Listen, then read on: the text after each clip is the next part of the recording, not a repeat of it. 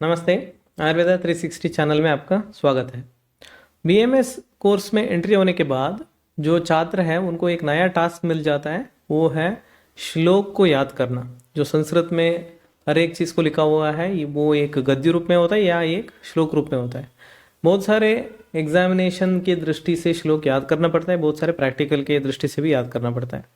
तो ये याद करने का जो तरीका है वो इनिशियल डेज में सही होना चाहिए ताकि वो लॉन्ग टर्म बेसिस पे एक अच्छा इम्पैक्ट कर सके। अगर इनिशियल डेज पे गलत रास्ते से अगर श्लोक को याद किया तो ज़रूर वो कुछ दिन के बाद आप भूल जाएंगे और कोई काम का नहीं आएगा। तो इसलिए आज के वीडियो में हम चर्चा करेंगे कि एक श्लोक को लॉन्ग टर्म मेमोरी के हिसाब से रखने के लिए किस तरह की आदत लगाना पड़ेगा और उसके लिए क्या क्या स्टेप्स हैं वो भी हम देखेंगे। इस वीडियो को ज़रूर आप अंत तक देखिए। अगर आपको कोई एक्सपीरियंस है या कोई ऑब्जर्वेशन आप करना चाहते हैं तो ज़रूर आप इस वीडियो के कमेंट बॉक्स में लिख सकते हैं ताकि सबको फ़ायदा मिल जाए।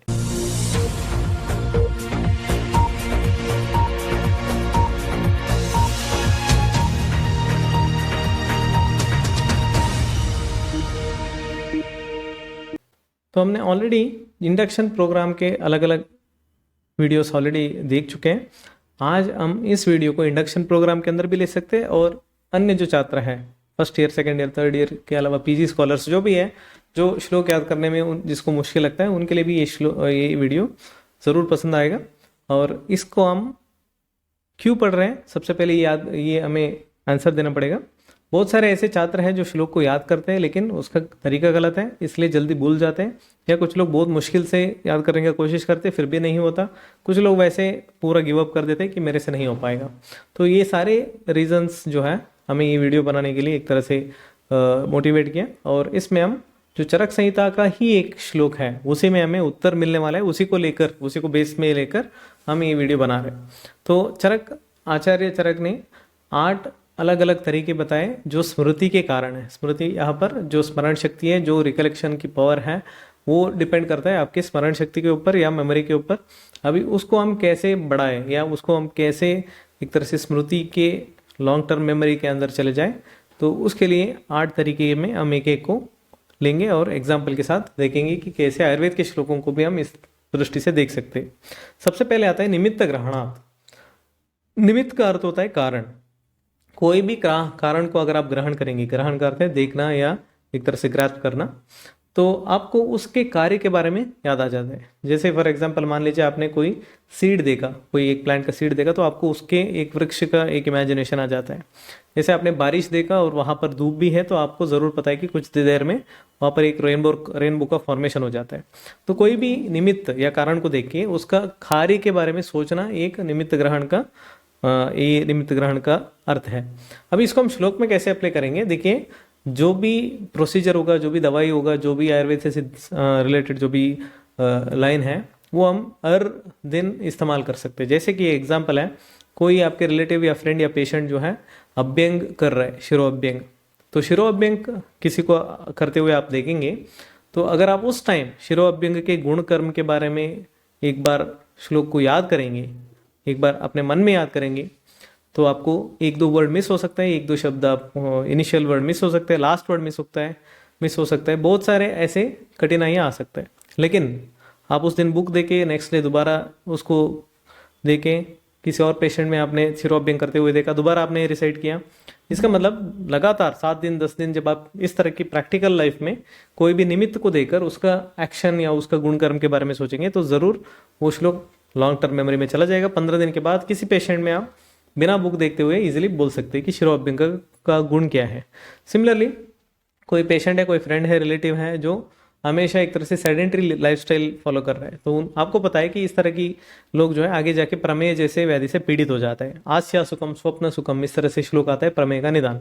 तो जैसे आपने किसी पेशेंट को देखा या रिलेटिव को देखा कि आस्या सुख स्वप्न सुख वगैरह कर रहा है, फॉलो कर रहा है, तो ज़रूर उसको सामने ही बता दीजिए कि ये प्रमेय का एक मेन निदान है। तो श्लोक भी रिसाइट कर सकते हैं, अपने मन में आप रिसाइट कीजिए, बाहर उच्चारण कर लीजिए जोर से, वो आपके ऊपर डिपेंड है। तो आपके जो सिचुएशन है उसके ऊपर डिपेंड है, लेकिन ज़रूर मन में आना चाहिए आस्या सुगम स्वप्न सुगम से लेकर लास्ट तक कफकृच्च सर्वम, वो जो प्रमेय के निदान है पूरा आना चाहिए। सिमिलरली 10 बार आपने बता दिया तो ये आपने मन में रिसेट किया तो अपने आप 15 दिन के बाद आ जाएगा। नेक्स्ट, कोई छाछ पी रहा है खाने के बाद, तो तुरंत छाछ का जो गुणकर्म है, शक्कर के गुणकर्म है, सो उसको आपको याद करना पड़ेगा। सो कषाय अम्ल में कषाय रूक्ष है। सो उस तरह से क्या होगा, निमित्त के वजह से जब आप कार्य के बारे में सोचेंगे तो आप कोई छाछ पी रहे तो उनको इफेक्ट क्या क्या मिलने वाला है, कार्य क्या होने वाला है, तो ज़रूर छाछ का गुण कर्म जो है आपको हमेशा के लिए लॉन्ग टर्म मेमोरी में चला जाएगा।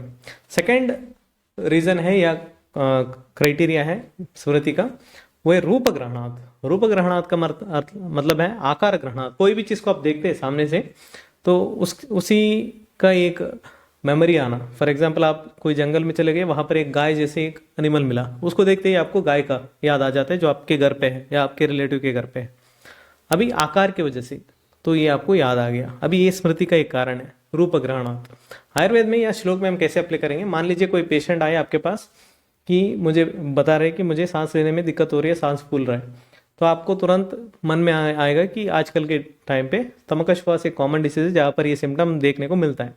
तुरंत आपने तमकश्वास का 2-3 लाइन याद किया जो उस पेशेंट के लिए उस टाइम सुटेबल है, और ऐसे ही 10 पेशेंट को आप देखेंगे, रिसेट करेंगे तो तुरंत आपको तमकश्वास का श्लोक लॉन्ग टर्म मेमोरी तक याद हो जाएगा। सिमिलरली किसी पेशेंट को घुटनों में दर्द है तो आपने घुटनों के दर्द का श्लोक जो है या कोई भी जॉइंट का श्लोक जो है, पेन का जो श्लोक है, वो आपने रिसेट किया। वो हो सकता है स्वेलिंग के साथ हो, स्वेलिंग के साथ ना हो, आम के साथ हो, आम के साथ नहीं हो, तो उस तरह से आपने एनालाइज करते हुए उस टाइम की जो पेशेंट की कंडीशन है उसके ऊपर श्लोक बताया, बार बार रिसाइट किया, मन में किया, बाहर किया, उच्चारण किया, तो ज़रूर आपको ये श्लोक लॉन्ग टर्म मेमोरी तक चला जाएगा।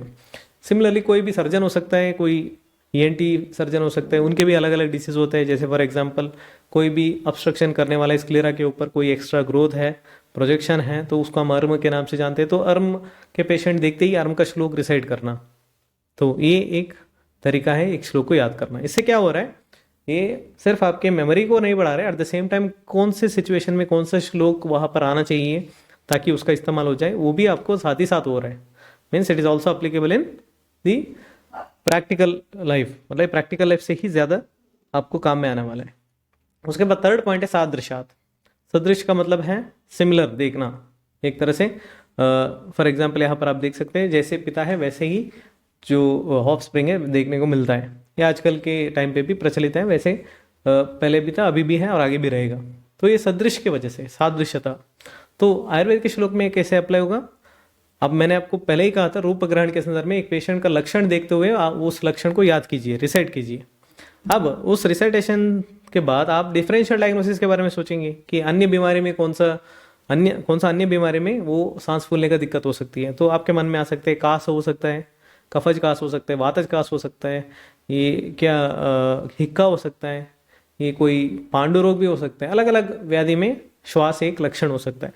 तो आपने हर एक डिसीज के बारे में सोचा और हर एक डिसीज को आपने रूल आउट किया। कैसे रूल आउट किया, उसका प्रत्यात्म लक्षण वगैरह आपने देखा, उसका श्लोक आपने रिसाइट किया मन में, और वैसे आपने इसको काट दिया और फाइनली जो डिसीज बचेगा वो तमका श्वास है, इस तरह से आपने लिख दिया।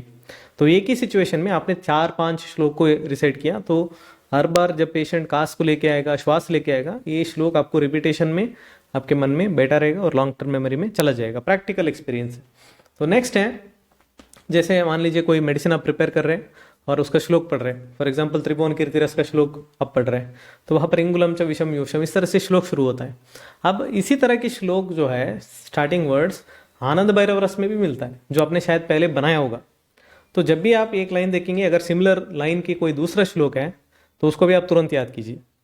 जैसे अव्यक्तम लक्षणम तेषाम पूर्व रूपम, सो ये वात व्याधि में आता है और क्षतक्षीण में भी आता है। तो जब एक बीमारी को आपने पढ़ा और उसका श्लोक रिसाइट किया, याद किया, अगले बीमारी या अगले कोई भी योग में, अगले कोई भी दिनचर्या ऋतुचर्या में ये श्लोक आ रहा है सिमिलर वर्ड्स के साथ, फिर आप पहले वाले भी रिसाइट करेंगे कि वहाँ पर भी ऐसे ही श्लोक था। इस तरह से 2-3 श्लोक आपको याद रहेगा एक तरह से। और एक प्रैक्टिकल एग्जाम्पल है पूर्व रूप के संदर्भ में भी, जैसे कोई पेशेंट आ रहे हैं विद स्किन डिजीज, उनको थोड़ा स्किन डिस्कलरेशन हो रहा है और वहाँ पर स्वेलिंग आ रही है, तो आपको मन में आ सकता है कि ये कुष्ठ का पूर्व रूप भी हो सकता है या वात रक्त का पूर्व रूप भी हो सकता है। यहाँ पर सदृशता है, दोनों के पूर्व रूप के जो लक्षण है दोनों सादृश है, दोनों सिमिलर है, दोनों में स्वेदन हो सकता है, नहीं हो सकता है, दोनों में सेंसरी एब्नॉर्मलिटीज हो सकता है, नहीं हो सकता है। तो इस तरह से एक ही सिमिलर वर्ड्स एक तरह से एक सिमिलर लाइन ही हो सकता है या सिमिलर वर्ड्स के साथ श्लोक होगा। तो जब एक आएगा दूसरा भी आप याद कीजिए, ताकि सदृशता की वजह से आपको दोनों श्लोक एक साथ याद हो जाएगा। एंड इससे ज़्यादा इंपॉर्टेंट है कि आप सही टाइम पे सही वक्त में आपने ये श्लोक का रिसाइटेशन किया, मतलब एप्लीकेशन में लेके आया। ये एप्लीकेशन पार्ट ही हमारे फायदा करने वाला है। इसके जस्ट ऑपोजिट जो है, कोई भी चीज़ आप देखेंगे तो उसका सदृश के साथ उसका विपर्य भी याद हो जाता है। जैसे आपने ब्लैक देखा व्हाइट याद आ जाता है, जैसे आपने कोई एनिमल देखा वाइल्ड एनिमल, आपको पेट एनिमल का याद हो जाता है। तो इस तरह से सदृश विपर्य भी मन में आ जाता है। जो जो जो भी चीज़ आप देख रहे हैं आपके मन में, उसका विपर्य चीज़ भी याद हो जाता है। अत्यर्थ रूप जो फ्रूट है उसकी जगह आपको बहुत सुंदर फ्रूट का याद आना, इस तरह से एग्जाम्पल यहाँ पर दिया हुआ है। अभी हम श्लोक में देखेंगे कैसे इस्तेमाल कर सकते हैं। जैसे मान लीजिए कोई पेशेंट है, वो आपके सामने आ रहे हैं with the yellowish discoloration of scleral region. अभी इस पेशेंट में आप एक श्लोक सुनाएंगे अपने मन में कि ये शायद पीत वर्णता है नेत्र में, तो ये डिसीज हो सकता है। अब एट द सेम टाइम आपको मन में ये भी आएगा कि नॉर्मल आई जो है किस तरह से होगा। अगर आपने उस श्लोक को याद किया तो यहाँ पर उसका रिसाइटेशन करना जरूरी है। एक चीज़ को आपने देखा, उसका अपोजिट को याद करना साथ ही साथ, ये हैंड इन हैंड चलता है और एक ही टाइम पे दो दो श्लोक का इस्तेमाल हो जाता है। कोई वमन करा रहे किसी पेशेंट में, वमन सम्यक योग हो सकता है, कभी कभी वमन ठीक से नहीं हुआ तो वो बढ़कर कॉम्प्लिकेशन भी कर सकता है, अतियोग भी हो सकता है। तो वमन कराते कराते सम्यक योग लक्षण देखना, एट द सेम टाइम अतियोग का लक्षण भी आपके मन में सोचना या बाहर उच्चारण करना, ये भी जरूरी है। अतियोग और सम्यक लक्षण ऑपोजिट है, विपर्य है। एट द सेम टाइम आपने दोनों को याद किया, रिसाइट किया, पेशेंट के सामने ही याद किया, मतलब रिसाइट किया। इसका मतलब आपको ये श्लोक लॉन्ग टर्म मेमोरी में चला गया। बार बार 10 पेशेंट में देखिए, वो 11th टाइम आपको अपने आप आ जाएगा। तो प्रैक्टिकली ही श्लोक का लॉन्ग टर्म मेमोरी पॉसिबल है, ये मेरा कहने का उद्देश्य है। और एक एग्जाम्पल लेते हैं। जैसे आप प्रिपरेशन बना रहे हैं कोई भी घृत का प्रिपरेशन, उसमें लिखा है कि घृत का अगर ये फीचर आ गया तो घृत आप रोक सकते हैं, मीन्स घृत सही से बना हुआ है। अगर आपने उससे ज़्यादा उबाला तो वो अतिदग्ध हो सकता है। सम्यक लक्षण के साथ अतिदग्ध, ज़्यादा उबालेंगे तो क्या होगा, वो सब चीज़ भी साथ ही साथ याद होना। ये घृत का 2 श्लोक एक साथ याद होने का तरीका है। और अगेन प्रैक्टिकली आ रहा है, आपके सामने ही इसका एप्लीकेशन देखने को मिल रहा है। ये कुछ वजह है जिसकी वजह से आप, ये कुछ वजह है याद करने के लिए, मतलब स्मृति को बढ़ाने के लिए, long term memory. Next point है सत्वानुबंधात। सत्व का मतलब है यहाँ पर आपके जो इंटेंस कंसंट्रेशन पावर है, जो आपके पूरा मन लगाकर पढ़ने की बात है, वो है। जैसे कोई टॉपिक आपको बहुत पसंद है तो आप किसी के बोलने पर भी आप अच्छे से उसको पढ़ेंगे और याद भी रहेगा, लॉन्ग टर्म रहेगा। जैसे आपको कोई खेल पसंद है तो उसका सारे रूल्स आपको जिंदगी भर याद रहेगा। कोई खेल पसंद नहीं है तो आपको उसका ABCD भी पता नहीं है। सिमिलरली कोई भी टॉपिक आपको पसंद आ गया आयुर्वेद में तो ज़रूर आप उसको अच्छे से लॉन्ग टर्म मेमोरी तक ले जाएंगे, क्योंकि आपका कॉन्सेंट्रेशन बहुत अच्छा है, आपने पूरा दिमाग लगा दिया उधर, कोई डिस्ट्रैक्शन नहीं। तो कहने का मतलब ये है कि कोई भी टॉपिक हो उसको अच्छे से इंटरेस्ट से पढ़ना ज़रूरी है, ताकि वो आपके सत्व को पूरा 100% वहाँ पर लगा कर पढ़ेंगे तो लॉन्ग टर्म मेमोरी में अपने आप चला जाएगा। अभ्यासात, कोई भी चीज़ अभ्यास के बिना हो ही नहीं सकता। अभ्यास का मतलब यहाँ पर सतत क्रिया, शीलनम। So repetition is the key, practice makes man perfect. ये अलग अलग जो लाइनें आपने सुने होंगे, स्कूल टाइम से ही ये प्रचलित है, ऐसे नहीं कि सिर्फ BMS में प्रचलित है। कोई भी चीज़ को बार बार रिपीट करेंगे तो वो ज़रूर आपके लॉन्ग टर्म मेमोरी में चला जाएगा। सो सिमिलरली यहाँ पर भी आपको अभ्यास करना पड़ेगा, रिपीटेशन करना पड़ेगा। सो ज्ञान योगात, ये सबसे इंपॉर्टेंट है। ज्ञान योगात, ज्ञान योगात का अर्थ है जब भी कोई भी चीज़ आपके समझ में आ जाए वो आपको लाइफ लॉन्ग याद रहेगा। जब भी कोई चीज़ समझ में नहीं आ जाए और आप सिर्फ रटा मार लिए तो आपको तुरंत वो बोलने का संभावना रहता है।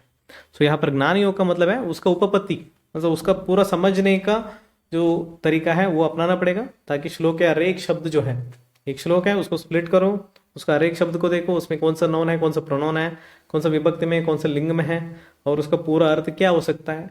अगर आपने आधा एक घंटे लगा के एक श्लोक को अच्छे से इस तरह से पढ़ लिया पूरा संस्कृत ग्रामर के साथ, इसका मतलब आप इसको अच्छे से समझ गए। इससे क्या होगा, आपके कोई भी शब्द मिस होने का चांसेस कम रहता है। अगर मिस हो भी गया रिसाइट करते वक्त तो अपने आप लेके आ सकते हैं, क्योंकि आपने इसको इतने अच्छे से ग्रहण कर लिया, ज्ञान योग हो गया है, इसका मतलब ये है।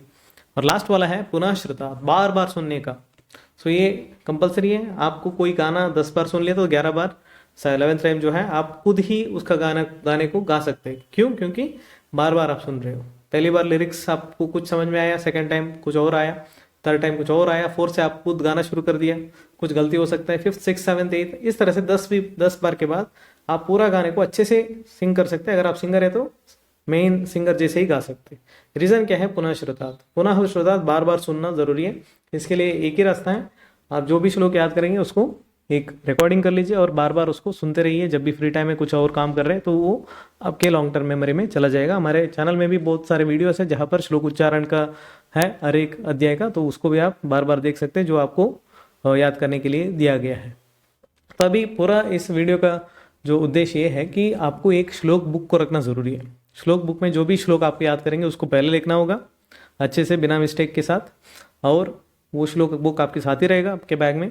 दूसरा चीज़, उसको श्लोक जो भी है उसको आपके दीवार पे कोई बोर्ड लगाकर लिखना ज़रूरी है। मान लीजिए 5 श्लोक आपने एक बोर्ड में लिख दिया और 1 हफ्ते तक वो रहेगा, तो बार बार रोज़ आप देखेंगे उसको। 1 हफ्ते के बाद आप श्लोक को चेंज करेंगे, तो इससे क्या होगा, आपका पहले वाला 5 श्लोक जो है 7 दिन के अंदर बहुत अच्छे से याद हो जाएगा। उसके बाद आपके बुक में ऑलरेडी है, उसको रिवाइज करते रहना। सो अगले हफ्ते और 5 श्लोक आपने दीवार पे लिख दिया उसकी जगह, और वो चलता रहेगा। इस तरह से हर हफ्ते आपको कुछ मिनिमम श्लोक को याद करना पड़ेगा। तीसरी चीज़, रिकॉर्डिंग जो है वो रिकॉर्डिंग को आप बार बार सुनते रहिए, और उससे क्या होगा, आपका तीनों दर्शन हो गया, श्रवण हो गया, और आपके एक्सपीरियंस के साथ आप बार बार उसमें लगे रहें, उसके साथ आपको ये याद हो जाएगा। और इम्पॉर्टेंट चीज़ ये है कि बिना उसको समझते हुए कोई भी श्लोक को पढ़ना बेकार है। तो ये सबसे इंपॉर्टेंट है। बहुत ज़्यादा स्टूडेंट्स यही मिस्टेक करते हैं। बहुत सारे श्लोक पता है लेकिन एप्लीकेशन बिल्कुल पता नहीं, ना उसका मीनिंग भी पता है। ये एकदम बेकार है, इससे कुछ होने वाला नहीं है। आपको मार्क्स मिल सकता है लेकिन आपको रियल लाइफ में इसका कोई वैल्यू आगे महसूस नहीं होगा। तो प्रैक्टिकल लाइफ में जब भी उस श्लोक का ज़रूरत है तो उसको इस्तेमाल करना ज़रूरी है, चाहे वो पेशेंट के सामने हो, चाहे वो मेडिसिन बनाते वक्त हो, चाहे वो ट्रीटमेंट देते वक्त हो, चाहे वो कोई प्रोसीजर कराते वक्त, या चाहे आपके स्वस्थव्रत के रूटीन लाइफ में भी हो।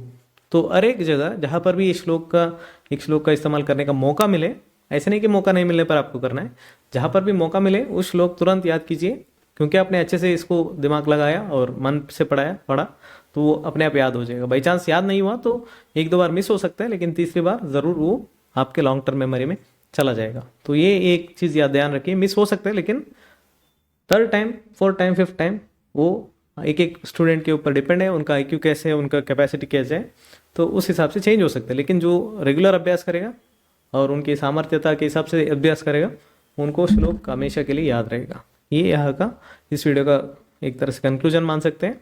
तो इसी तरह हमारे अन्य ब्रिज कोर्स का भी वीडियो है, उसको भी आप ज़रूर देखिए। और अन्य जो स्टूडेंट्स के लिए स्टूडेंट टिप्स या एक्सपीरियंस के साथ जो भी बोलना है तो आगे वीडियो आता रहेगा। तो इस वीडियो के अंत में लिखा है, इस श्लोक के अंत में चरक ने ये लिखा है कि दृष्टश्रुता अनुभूताना, जो देख रहा है, जो सुन रहा है और जो एक्सपीरियंस कर रहा है, वही चीज़ आपको स्मृति के रूप में बदलाव लेगा। तो इसलिए बोर्ड देखना, श्रवण सुनना और एक्सपीरियंस उसको एक्सपीरियंस करते हुए, मीन्स प्रैक्टिकल लाइफ में अप्लाई करते हुए जो स्टूडेंट याद करेगा उनको ज़रूर लॉन्ग टर्म श्लोक याद रहेगा, and also will be able to apply it in real life. जिसके लिए वो एक्चुअली आए वैद्य बनने के लिए, वो उनका सपना पूरा हो जाएगा। तो इस वीडियो पसंद आए तो आप ज़रूर इसको लाइक कीजिए, शेयर कीजिए और सब्सक्राइब कीजिए। प्रैक्टिस करके आप कमेंट सेक्शन में बोलिए कि इसको अपनाने के बाद कुछ चेंजेस हुआ है, नहीं हुआ है। इसके अलावा अगर आपके पास कोई अन्य आइडिया है जिसके थ्रू आप अच्छे से श्लोक को याद भी किया है तो उसको आप ज़रूर कमेंट सेक्शन में लिख दीजिए, ताकि बाकी स्टूडेंट्स को भी हेल्प हो जाए और नया इन्फॉर्मेशन मिलता रहेगा। और अन्य फ्रेंड्स जो है उनको भी अन्य हमारा प्लेलिस्ट है उनके बारे में बताइए, जिसको भी पसंद है उनको भी लाइक, शेयर और सब्सक्राइब करने का एक रिक्वेस्ट कर रहे हैं। नोटिफिकेशन बेल दबाना ज़रूरी है, क्योंकि जब भी वीडियो आएगा तब आपको उसका एक नोटिफिकेशन मिल जाएगा, ताकि आप कोई भी वीडियो मिस ना कर सकें। तो अगली बार तक धन्यवाद।